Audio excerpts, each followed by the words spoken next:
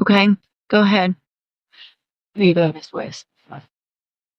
Complete this probation. I know it's gonna be extended if you do gratitude. My name is John. Wait, they went out on Thelma.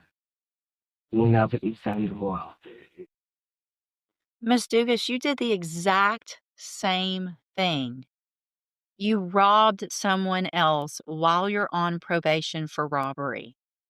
Not just robbed someone else, you failed to ID, failed to report to probation, you committed the new offense of possession of a controlled substance, you resisted arrest or at it's ridiculous to me that you're saying you want a second chance because this was your second chance.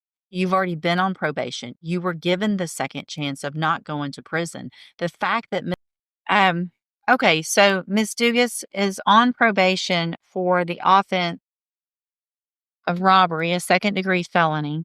We were previously here, and she entered pleas of true to counts 1 through 12, all of the counts in that motion, second amended motion to revoke unadjudicated probation. I received the updated pre-sentence report as well as a letter from Ms. Dugas. Has everyone had an opportunity to review that? Are there any additions or corrections? None from the defense, Your Honor. No, All right, and this was unagreed, correct? Ms. Holmes, you may proceed. Thank you, Your Honor. I've spoken with Ms. Dugas. Obviously, the various new offenses and violations is not acceptable through probation. She understands that. She stated that throughout this time, she did not have much support. She was going through a hard time in life, and she resorted to doing and committing these offenses. Not being in obviously the right state of mind to be able to successfully complete probation. Ultimately, Ms. Dugas is requesting to have the opportunity to be reinstated to complete probation, and she would like to address the court in regards to this as to her plan of how she can successfully complete if given the opportunity. Okay, go ahead. Hey there, Miss West. Complete this probation. I know it's gonna be extended if you do gratitude. My name is John. Wait, they went out on Thelma. You know, but it's time to go out. Ms. Dugas, you did the exact same thing. You robbed someone else while you're on probation for robbery. Not just robbed someone else, you failed to ID, failed to report to probation, you committed the new offense of possession of a controlled substance, you resisted arrest or at it's ridiculous to me that you're saying you want a second chance because this was your second chance. You've already been on probation. You were given the second chance of not going to prison. The fact that Miss Holmes negotiated a cap of 8 years for you, you should thank your lucky stars. This is ridiculous. 8 years, in my opinion, is not enough. You had every opportunity to do all the things that you're taught. Stop crying because you weren't crying when you were robbing people and using drugs and not being a good mom and not doing the things that you should have done when you were given this opportunity. Right? Miss Malvino? Sorry. I don't think I need to add anything to the report. I think that you follow the agreement.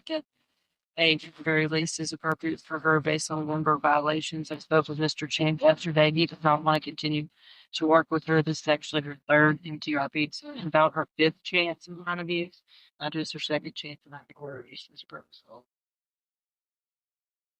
Ms. Dugas, I'm going to find that you entered your pleas of true to counts 1 through 12 freely and voluntarily. Find those counts true.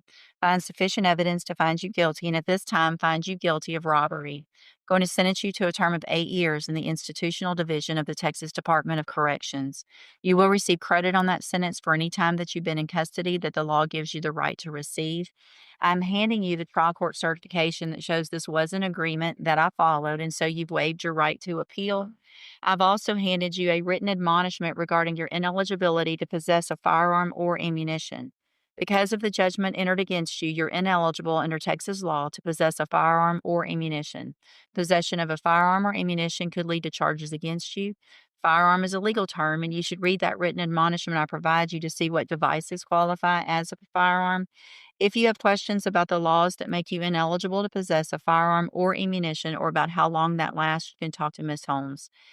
I hope you take some advantage of this and actually do what you're saying you're going to do when you get out and change your life. There's programs in prison, take advantage of them, but you're not going to continue to get opportunities like this. If you continue to violate the law after this, you're going to be considered a habitual offender. And if you do anything again, your minimum punishment is going to be 25 years. 25 years minimum for what you've been doing. So you need to change your life or you're never going to see your kids, right? Go back with the bailiff. Good morning. Are you Wesley Antoine? And Mr. Antoine is here for sentencing on probation, a deferred probation for aggravated assault, family violence, and that was a 10-year deferred probation that he was given back November 14th of 2023. Entered pleas of true, it looks like, to counts 1 through 11. In the motion to revoke unadjudicated probation, I've received an updated pre-sentence report. This was an open plea to the court. Is that correct? Yes, Your Honor. The court had previously, when we were here before, it advised the court, excuse me, that he received 4 months on that new case in Louisiana, but it does involve the same victim, Miss Red, as his case here. Mhm. We had discussed 6, and the court did not feel comfortable with that, so we just decided to go on to you. Okay. All right.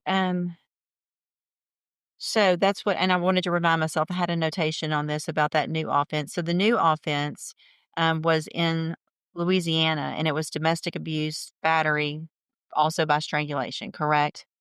Against the same victim. All right. Mr. Lewis, you may proceed. Judge, in this situation of all my conversations with Mr. Antoine here, a lot of his issues come back to his mental health problems. Um, and at the time, I believe he was not really open about getting the help that he needed with these issues. And once he got on probation, of course, those issues have already became a very unstable situation. He admitted that he was homeless for period of time there, which why he went back to Louisiana. All of his family is there. We had some sort of support system, and the judge, he understands that he did mess up. He understands that he hasn't uh, done what he needed to on probation. He's taken it down for it, and he's just at this point he's asking children for any consideration possible for so he can get out. Thank you, Mr. Lewis. So on that original pre-sentence report, and the orders that went along with that, I mean, this is a first-degree felony.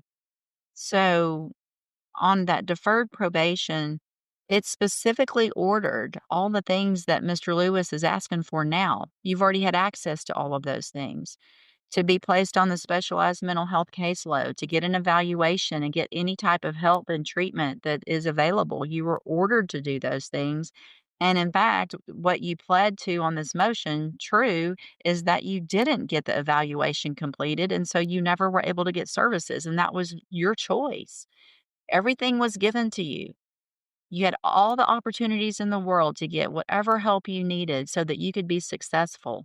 But the fact that you're on probation, I mean, the allegations in this underlying case is that you had a cane and that you just beat the crap out of Miss Red with that cane while she's on the ground. And then you get out and you get around her again and you strangle her. I mean, it's just